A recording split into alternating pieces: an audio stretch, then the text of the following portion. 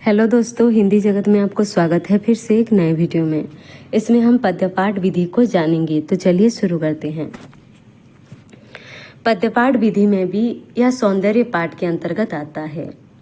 जो गद्य पाठ था वो कौशल पाठ, ज्ञान पाठ के अंतर्गत आता है और यह सौंदर्य पाठ के अंतर्गत आता है। सामान्य उद्देश्य, हर पाठ का दो उद्देश्य होता है, सामान्य और विशिष्ट उद्देश्य। तो पद्य पाठ के जो कुछ सामान्य उद्देश्य हैं उनको जान लेते हैं। सबसे पहला है छात्र को पद्य शिक्षा के प्रति आकृष्ट करना, उसके और ले जाना, पद्य शिक्षा के प्रति आकृष्ट करना। गति, यति, लय, स्वर, भाव विनिमय आदियों के छात्रों में दक्षता सृष्टि करना।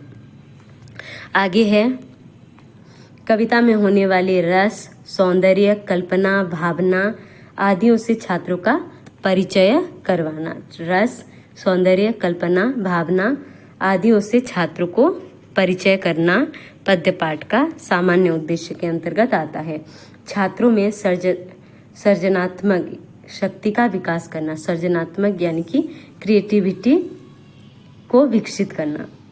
छात्रों में उदात्त भाव और जीवन दर्शन सृष्टि करके नैतिक तथा चारित्रिक विकास करना। इसमें उदात्त भाव और जीवनादर्शन सृष्टि करके नैतिक तथा चारित्रिक विकास करना।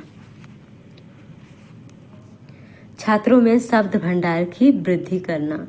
यह जो है पद्य पाठ का सामान्य उद्देश्य के अंतर्गत आता है। छात्रों को रस, छंद, अलंकार आदि से परिचित कराना पद्य पाठ का सामान्य उद्देश्य है। छात्रों में स्वाध्याय की प्रवृत्ति विसृष्टि करना इसका सामान्य उद्देश्य के अंतर्गत आता है। विशिष्ट उद्देश्य क्या है? छात्रों में कविता के अर्थबोध करने की क्षमता विकसित करना और अर्थ को किस प्रकार ग्रहण करेंगे उस क्षमता को वृद्धि करना। कविता के अर्थ समझने के बाद अर्थ के अनुरूप कार्य करने की प्रेरणा देना। अर्थ के अनुरूप कुछ कार्य करने की प्रेरणा देना विशिष्ट उद्देश्य के अंतर्गत आएगा। छात्रों में काव्यगत सहृदयता सृष्टि करना। कविता में निहित आदर्शों हृदयंगम करने की प्रेरणा करना। जो कविता में जो आदर्श छुपे हुए हैं उसको अपने जीवन में भी उपयोग करने की प्रेरणा देना। तो पद्य पाठ की तरह, व्याकरण पाठ की तरह हर पाठ को पढ़ाने में सहायक उपकरण की आवश्यक होती है। पद्य संबंधित सभी सहायक उपकरणों का संग्रह करना चाहिए। जो भी पाठ से संबंधित है, जितने भी सारे सभी उपकरणों का संग्रह करना चाहिए। श्याम फलक, चक, चित्र, फोटो, दृश्य, श्रव्य उपकरण ये सभी आवश्यक हैं। ऑडियो हो या वीडियो हो, सब क्या होगा? सहायक सामग्री के अंतर्गत आएगा। तो अभी हम प्रस्तावना में क्या करेंगे? अगर हम पद्य पढ़ा रहे हैं, जैसे कि बहुत दिनों के बाद अब की मैंने जी भर देखी पकी सुनेली फसलों की मुस्कान, यह एक पद्य है। इसको हम कैसे पढ़ाएंगे? छात्रों के पूर्व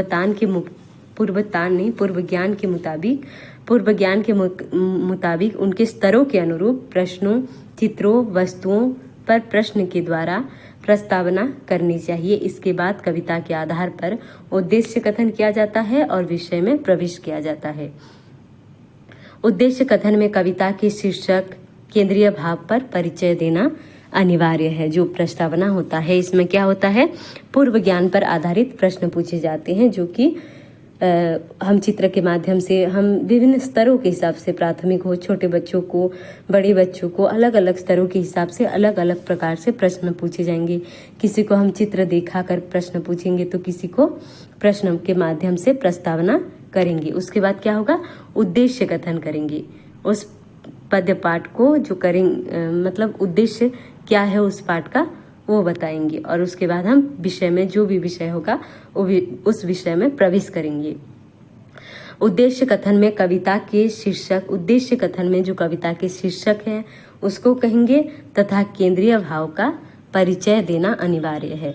पूछा जाएगा कि कविता के शीर्षक किस में किया जाता है, तो उद्देश्य कथन में कविता के शीर्षक को हम बताते हैं। आगे है आदर्श वाचन।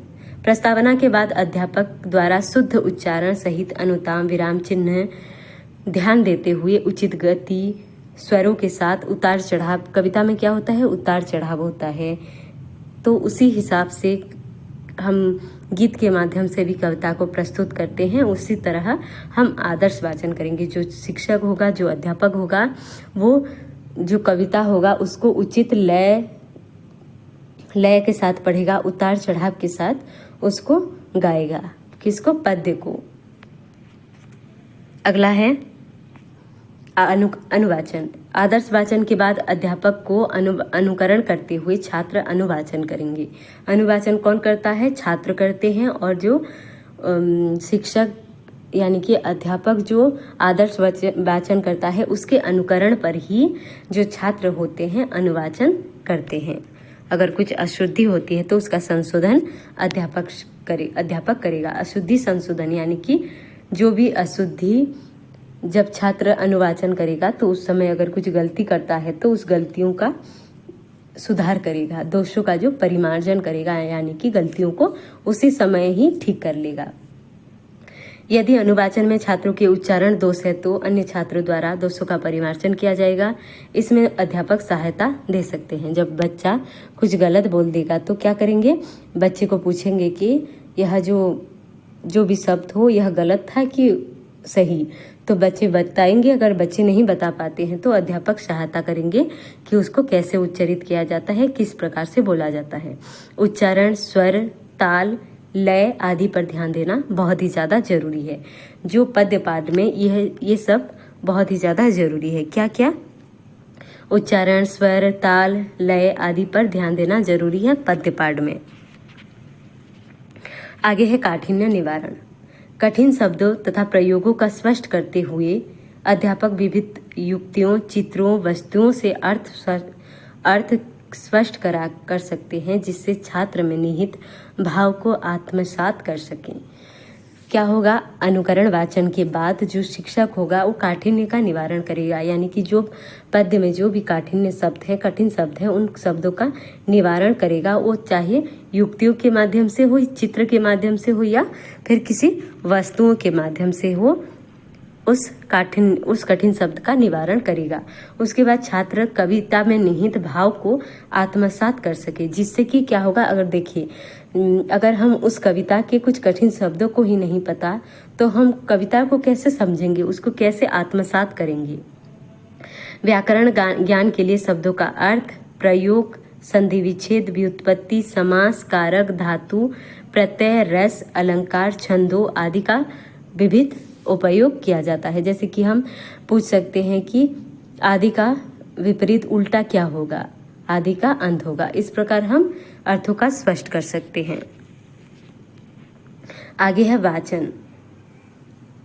यह वाचन सस्वर भी हो सकता है, मौन वाचन भी हो सकता है। सस्वर वाचन प्राथमिक कक्षाओं के लिए होता है और माध्यमिक कक्षाओं के लिए मौन वाचन, मतलब बड़े बच्चों के लिए मौन वाचन और छोटे बच्चों के लिए सस्वर वाचन, यानी कि बोल बोल कर पढ़ेंगे तो क्या होगा? जो बोलने की जो क्षमता है उसकी भी विकसित होगी, अभिव्यक्ति की भी क्षमता विकसित होगी। प्राथमिक स्तरों के छात्रों के लिए वाचन स्वर सस्वर होना चाहिए, लेकिन माध्यमिक तथा उच्च स्तरों के लिए मौन वाचन होना चाहिए, जिसमें कि ध्यान से पढ़कर उस कविता के भाव को ग्रहण कर सकें।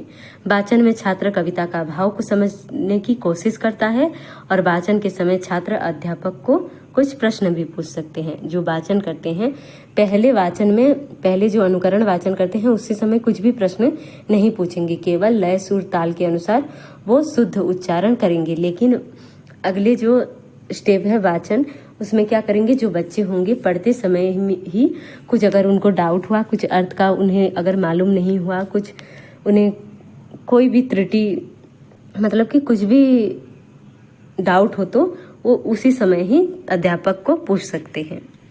अगला है विचार विश्लेषण। वाचन के बाद विचार विश्लेषणात्मक प्रश्न पूछे जाते हैं। वाचन के बाद विषयों पर विश्लेषणात्मक प्रश्न पूछे जाते हैं। इसके अंदर छात्रों को कविता में निहित भावों का स्पष्टीकरण करने के लिए प्रश्नों का सहाय लेना चाहिए। यानी कि देखिए, हम क्या करेंगे? पहले तो अनुवाचन होगा, उसके बाद क्या होगा? अनुवाचन के बाद काठिन्य निवारण, उसके बाद वाचन होगा, विचार विश्लेषण प्रश्न पूछे जाएंगे तो क्या होगा? हम छात्रों को कविता में निहित भावों का स्पष्टीकरण करने के लिए प्रश्न को सहाय लेना चाहिए, यानी कि एक एक लाइन से एक एक प्रश्न पूछेंगे। क्यों? क्योंकि उस कविता के भाव को स्पष्ट करने के लिए कि बहुत दिनों के बाद अब की मैंने जी भर देखी पकी सुनहली फसलों की मुस्कान। बहुत दिनों के बाद कवि ने क्या देखी? पकी सुनहली फसलों का मुस्कान का मतलब क्या है? मुस्कान का मतलब क्या है? ये सब कुछ जो है लाइन बाय लाइन जितने भी सारे प्रश्न हो उन सारे प्रश्नों को पूछेंगे। मतलब एक एक लाइन से जैसे एक एक प्रश्न बन सके, जिससे क्या होगा, उस कविता में निहित भावों का जो स्पष्टीकरण है वो आसानी से छात्र को प्राप्त हो जाएगा, जिसमें छात्र के ज्ञान का विकास होगा।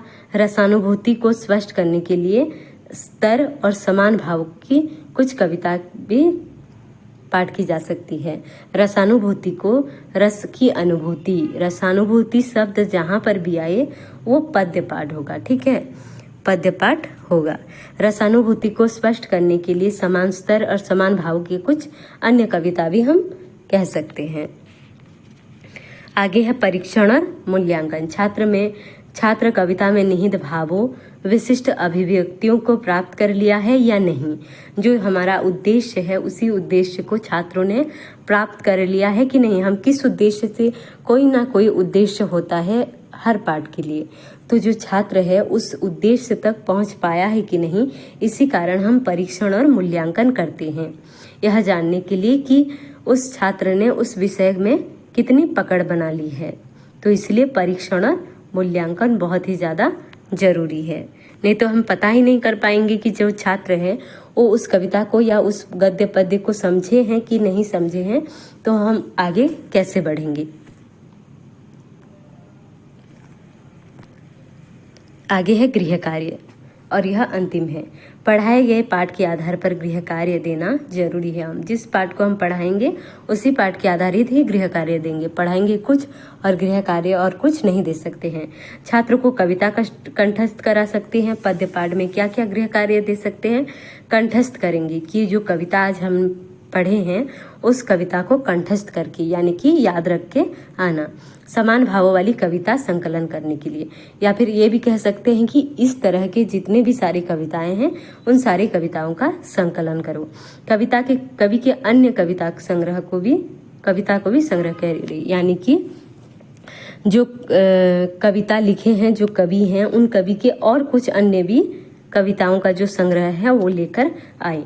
कविता का भावार्थ लिखने की भी प्रेरणा देनी चाहिए। हम कविता को पढ़ा देंगे और कविता के भावार्थ लिखने के लिए भी हम गृह कार्य में दे सकते हैं।